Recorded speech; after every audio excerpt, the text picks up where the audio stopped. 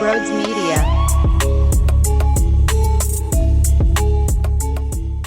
Yo, what is going on, everybody? Welcome on into Sports Talk with Brodes. I did not think that we would be talking about who was actually hired for the offensive coordinator position so soon, but here we are. Kevin Patullo is now the right-hand man officially. He's always been the right-hand man of Nick Sirianni, but to have that OC title right next to your name, it's a big deal. It's a huge job. This is arguably one of the best jobs that were available all throughout the National Football League, and you went in-house without really deciding to interview anybody else. You felt you had your guy. They just went out and said, fuck it, he's our guy. Let's just make it happen. We're not playing any games. We don't need to beat around the bush. We know he's a stud. Let's get after it. That was their message. And in a way, I respect that. It doesn't mean it was perfectly executed, because I don't think there's any harm in letting this play out and to hear from other potential candidates. Now, I have a list of positives and negatives. And let me be very clear right from the jump here. I don't know how Kevin Patullo is going to be. I don't know. There's nothing to base it off of. Literally nothing. He could be very good at this job. He could be average. He could be above average. He could be bad. He could be below average. I don't know. Nobody knows. No one has ever seen it. I'm not ruling him out. Just because previous internal hires failed doesn't mean this one is going to fail. I can't say that. With that said, I think it's fair to judge the process. It's fair to judge how you got to this decision. It's fair to wonder what you potentially missed out on and what advantages you gain from staying with somebody who's been here with Nick, who's been here with Jalen, who's been here in this organization. So it's less about, hey, Kevin Patullo is going to be an absolute monster and he's going to be one of the best offensive coordinators ever, or he's going to be an abomination and one of the worst hires in Howie Roseman history. It's not really about that. It's how did you get to this decision? And what does this decision say? And where can this backfire and where can this benefit you? Does that make sense? All right. So let's start out with the positives here. Because of how quickly it went, I think it's a strong message delivered to not just Kevin Patullo saying we believe in you, not just Nick Sirianni for saying, hey, we know this is someone you love. You know this is someone that you've been eyeing to eventually get that gig, because let's be honest, that's the truth. Kevin Patullo was staring at that job saying one day that's going to be mine. And when he's with Nick Sirianni, they have a good friendship, they have a good relationship where Nick Sirianni envisioned it one day too. So the fact that there is belief in going with Nick's guy after winning a Super Bowl, belief in the guy, and then also now the locker room, yo, is it? Let's go. We're trying to go back to back. We're not messing around. We're not trying to make this longer than what it needs to be. We're already behind the eight ball because our GM is getting smacked in the face with beer cans, and then he's, getting hammered all day long on a Friday, which is what you get when you bring home that hardware, okay? I'm not trying to knock them for it, but because other teams have already started to establish some of their hires, and they started to get their coordinators in check, and they started to take a look at their coaching staffs, well, you got some work to do, and you plugged in one of your biggest holes right away, and that sends a message that we got our guy. We know what he's capable of doing. We've seen what he's been able to do in his respected job since getting here. He's got what it takes. It's a big deal. Like the fact that for this job in particular, there were no other things happening around this. That's a statement. You can't not acknowledge how big of a deal it is for them to not bring in some big names, some respected voices, some guys that have a lot of pop and a lot of buzz, growing in this industry because there are a ton of coaches out there where, hey, you got to watch out for this guy. Hey, you got to watch out for that guy. And you got to think, too, imagine if the Eagles didn't win the Super Bowl and they are sitting there with an offensive coordinator job wide open, and you went out of your organization to look at who won the Super Bowl and pick their associate head coach and their passing game coordinator. You'd say, hey, he coached for the Chiefs. He coached with Andy. He coached with whoever. You know Andy Reid's coaching tree's good, right? Well, that's who you pluck from. The same role, just not in-house. You'd probably talk yourself into how that is a strong move. Now, here's where the negative comes in, and we'll kind of do a little back and forth to keep this balanced. One of the things I would really like to see is an addition to the offense, right? I want to see some different looks, different philosophies. Kevin Patullo's been here for a long time. Do you think he's holding stuff in his back pocket for whenever he got this gig? Or did he already give us a lot of his great theories, a lot of his great thoughts, a lot of his intel? Because if he's here for a particular role and he's showing his strengths and he's showing why he's good and he's showing his knowledge and he's showing his greatness, then don't you think what he brings has already been provided to this group?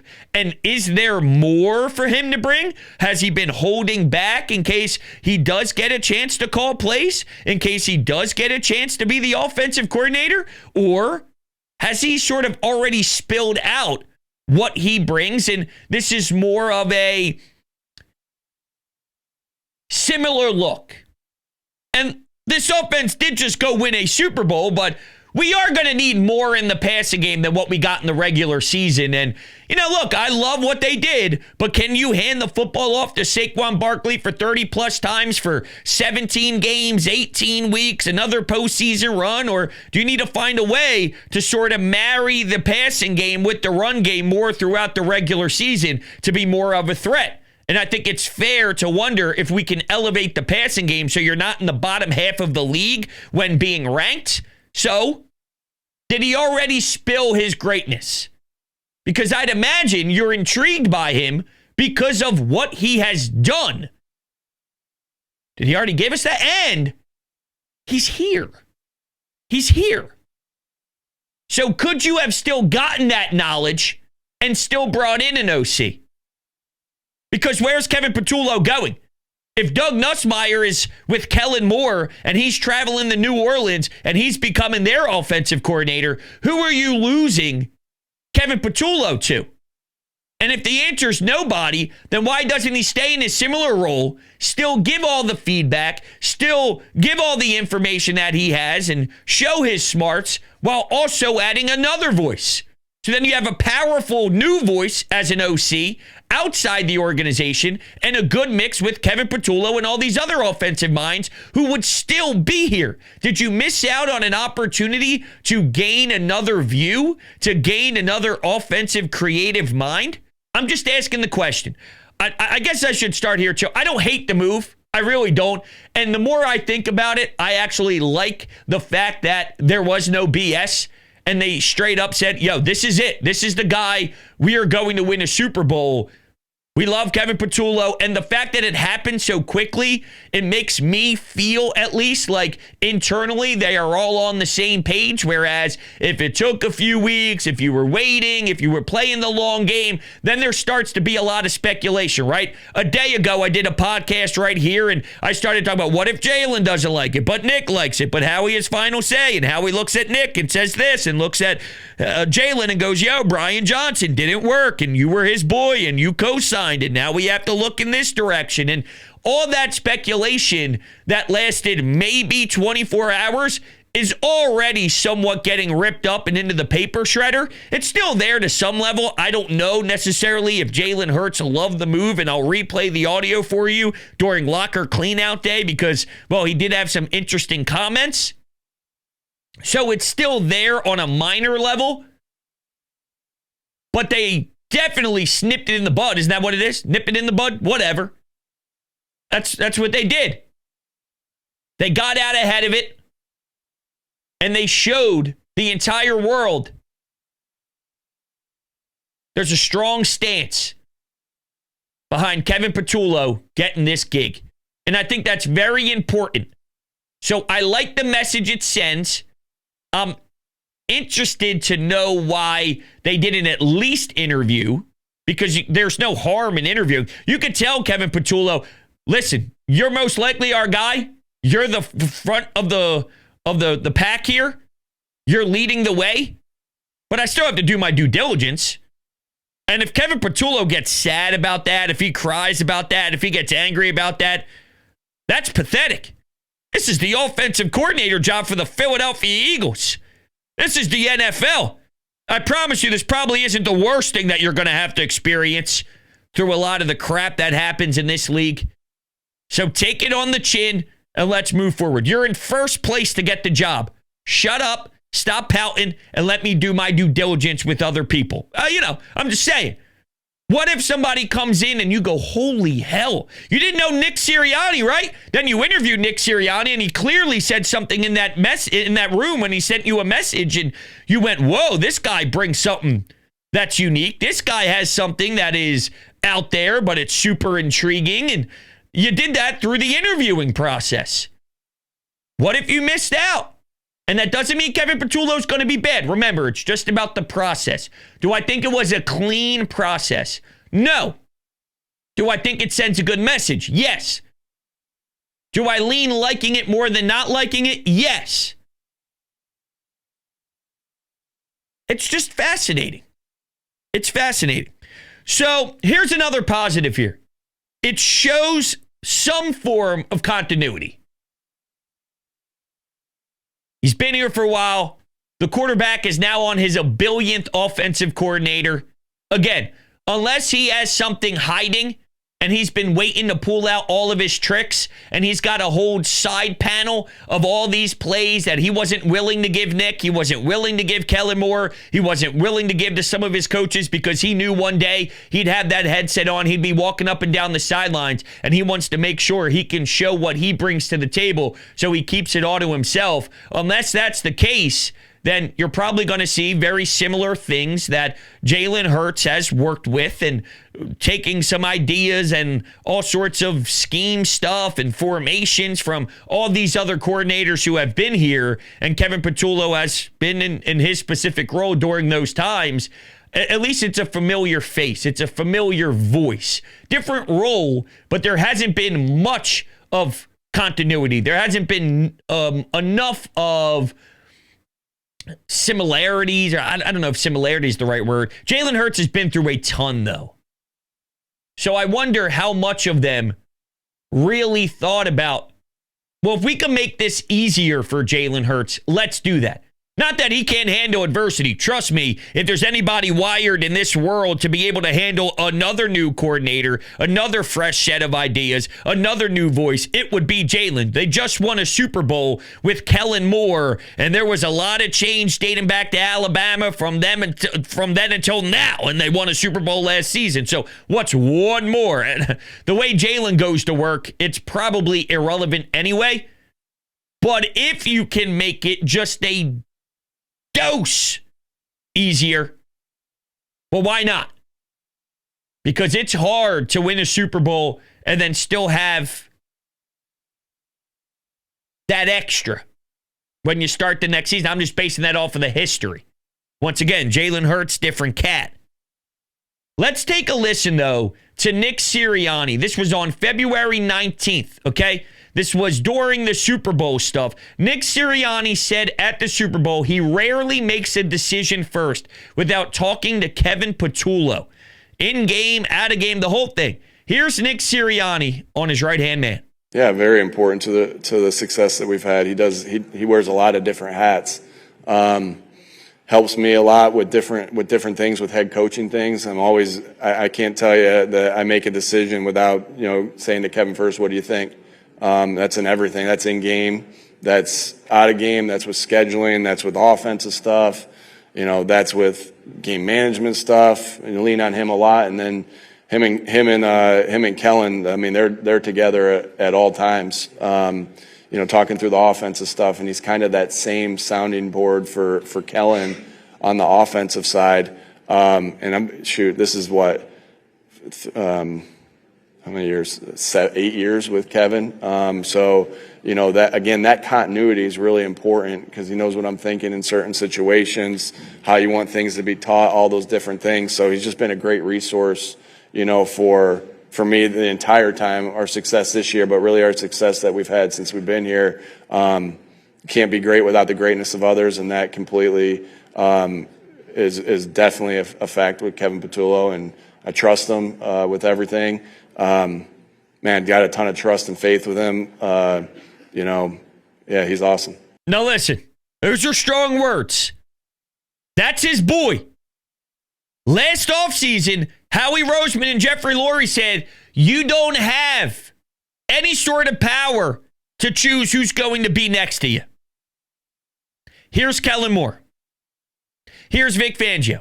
To their credit, they made it work, right? But now you are seeing Nick Sirianni get his guy. And I also think that means a ton to the Nick Sirianni experience moving forward. You're thinking about, obviously, getting a contract extension. And now, this is Nick Sirianni. Now, it's not just Nick Sirianni saying, Howie, this is who I demand. I think Howie feels just as strongly about Kevin Patullo as Nick Sirianni does, making this easy. And good thing. Because if there was controversy, if there was a, hey, I don't know sort of conversation behind closed doors, and this makes me uncomfortable, it probably wouldn't have happened as quickly as it did.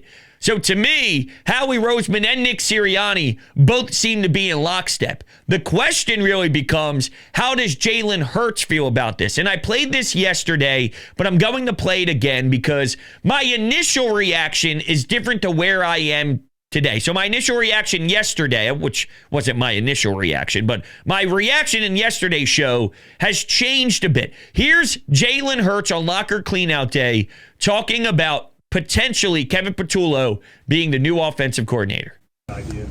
Yeah. Kevin Patullo's never been he'd have a different role. So it's hard to compare, that role to this role because his job is going to demand something totally different of him. And I have a lot of confidence in him and what he's shown. However, I know, over the years I've learned that's out of my jurisdiction. And so kind of just taking things as they come and trying to go out there and be the best I can be and just learn and evolve. So yesterday, I thought maybe as he was talking, he realized real quick, this is sounding negative and this is sounding pretty harsh. I'm going to switch my tone as quickly as possible. But then as I slept on it, I realized this is Jalen Hurts we're talking about. He's as methodical as they come. He is so smart. All he does is he drops things as he goes. That's what he does. Meaning, he knows exactly what he's doing. Everything's detailed. Everything's thought out. Remember when he was getting asked about Nick Sirianni and he goes, I don't know what he does. That was planned. This is what he does. So as I process who Jalen Hurts is, and I learn more about the way that he is strangely wired, and I talk about all the time how there's a Mamba mentality, there's a Michael Jordan mentality, and now let's enter in the mix a Jalen Hurts mentality. This is part of the Jalen Hurts mentality and the Jalen Hurts experience. I almost wonder if he uses this tactic to push people. Because he pushed Nick Sirianni to be uncomfortable, but his strengths shined. I almost wonder if this is the way he motivates people. If this is the way as a leader. Now, it's unorthodox. I'm not telling you it's perfect. I'm not telling you that's the way I would do it. But he has a Jalen Hurts mentality. Him going, well, he's doing a whole different job. This is a whole different role. He's never done this before.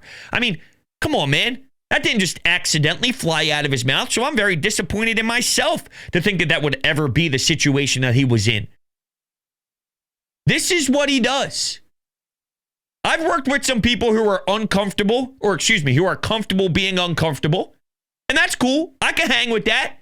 And I think Jalen has a way of doing that. And this is a prime example of it. He knew Kevin Patullo was going to be the guy. I think this was all laid out, truly. They understood that Kellen Moore was going to New Orleans, and they knew Doug Nussmeier was going to follow suit with him, and then they would all, go into the New Orleans direction, and the next man up will be your offensive coordinator, Kevin Patullo. And here's another strength, though. First, garage beer. You know I love garage beer. Imagine talking about Kevin Patullo with a case of garage beer sitting right next to you. 0% IPA, 100% light beer, 1,000% quality. DrinkGarageBeer.com. It is the best beer on planet Earth. Okay, here's another positive, though. Nick Sirianni and Patullo are literally like this, okay? I'm putting my hands together here, my two fingers crossed. If you're listening on Apple Podcasts, Spotify, or any of your podcasting platforms, of course, you can't see that, but you can take me on the road with you, shameless plug. Make sure you leave a 5-star rating, review, all that good stuff on the podcasting platforms. It really helps out the algorithms. Sports Talk with Brodes. Find it on your podcast platforms today. How's that? Those two plugs, I'm getting a little uncomfortable here. I'm losing my train of thought. What was I saying? Oh, they're like this. What does Nick Sirianni preach? Togetherness, family, connecting. How much more perfect can it get than riding with that guy? The guy that everybody knows is your family. The guy who everybody knows is your brother, essentially. That's Nick Sirianni's 1-2 punch right there. That's him. You got him. If it's all about for the love of one another, if it's all about the pure, raw emotions of truly caring about the person and the individual, the fact that you have that now, could it be inspiring? Could it add a layer to the family and the brotherhood and the bond that Nick Sirianni preaches about not being able to be great without the greatness of others? Does it make it an easier transition and an easier message to sell when you head into next year? Because let's be honest, things do get stale, right? I'm not just talking about playbook stuff. I'm saying the core values. One of my big concerns is how long will that last with the locker room of 53 professional athletes who get paid millions and millions of dollars? At some point, things get dry. But if you see the bond so strong, if you see the brotherhood and the connection from the OC and the head coach so deep and it running through like an actual bloodline, maybe that's a way for it to still hit, for it to be intense, for it to show the importance. Maybe that can happen organically and naturally. I will say this, as I continue, because it's very raw, it's very new, I haven't really been able to absorb it much. I'll feel differently in a week than I do today, right? The news came out. I was stunned. I was actually at the gym doing a little, I had a weight vest on. I was doing an incline treadmill walk after some core. I can feel my stomach right now. It feels tight as can be. It is actually a horrible feeling, but that means I got to work. I got to work. But I was doing my incline treadmill walk, and I got hit with the notification. What the hell? What the hell? So it is a little bit shocking. Not that it's him, it's just how it happened and the timeline of it, and not hearing about people visiting Howie Roseman and Jeffrey Lurie in person. The more and more I talk about it out loud, though, I do like it. I do like it. I do like it. I lean liking it more than not liking it. I think there's flaws within this approach that I will definitely point out to talk through it. But the consensus is, I don't have a problem with it. Now, they better be right. It's a big deal. They better be right. But here's the counter to this. Every time they've made a poor decision, unfortunately, that means you have to punt a year, but they do get right back on track. So they do fix the mistakes. Now, does that mean we're just giving them a free pass and say, well, we give you all the trust in the world since you won one? Well, if they start out 1-5 next year, we're going to be running through Broad Street with pitchforks instead of it being filled with booze.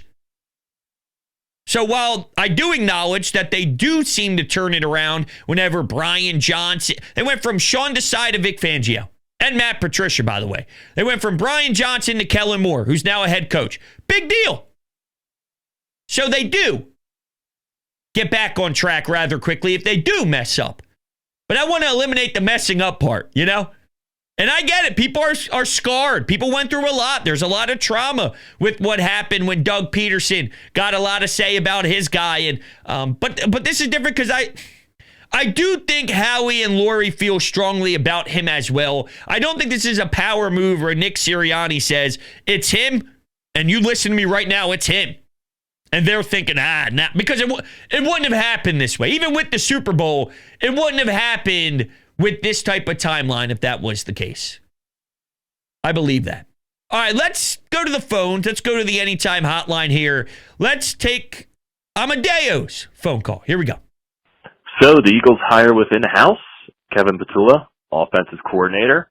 Can't say I'm not shocked, just because at the end of the day, the Eagles were 100% behind the 8 ball, granted because they went deep into the playoffs, went to Super Bowl 59, and of course won Super Bowl 59, so they weren't in the stages that some other eliminated teams were, where they're already losing coordinators, they're hiring new coordinators, and they probably have some people already scooped up for their jobs, so the Eagles were not able to focus on that process, and they were not able to get ahead of that process because they were so deep into the playoffs.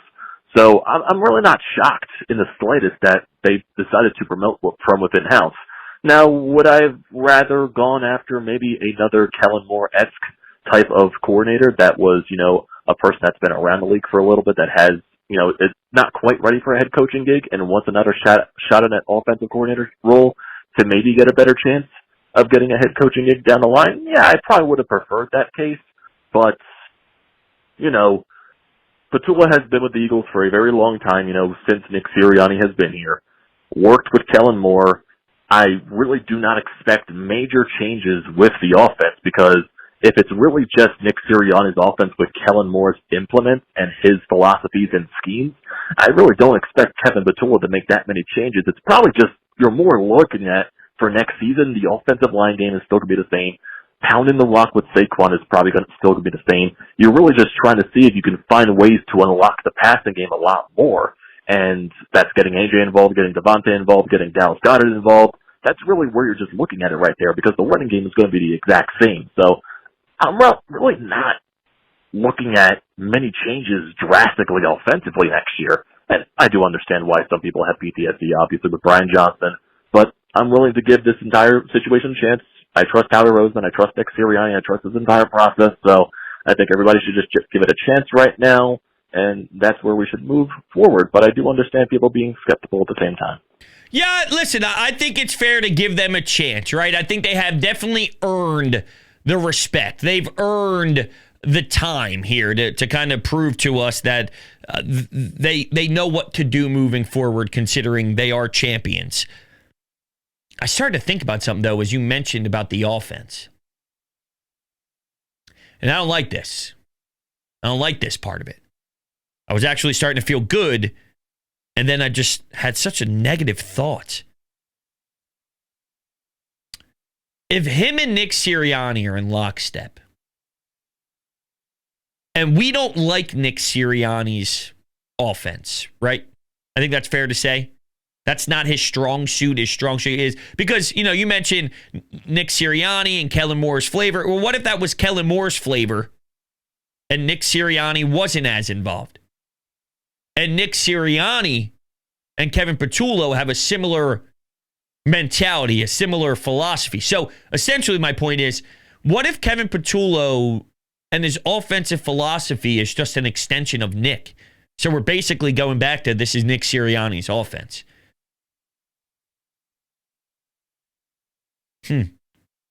At the same time, if it was the Kellen Moore show, more than anything else, can Nick look at what he was doing before Kellen Moore with Brian Johnson and say, well, when Kellen was here, we changed this. When Kellen was here, we did that. When Kellen was here, we tried X, Y, and Z. And I wasn't necessarily doing that prior. So, essentially learning on the job.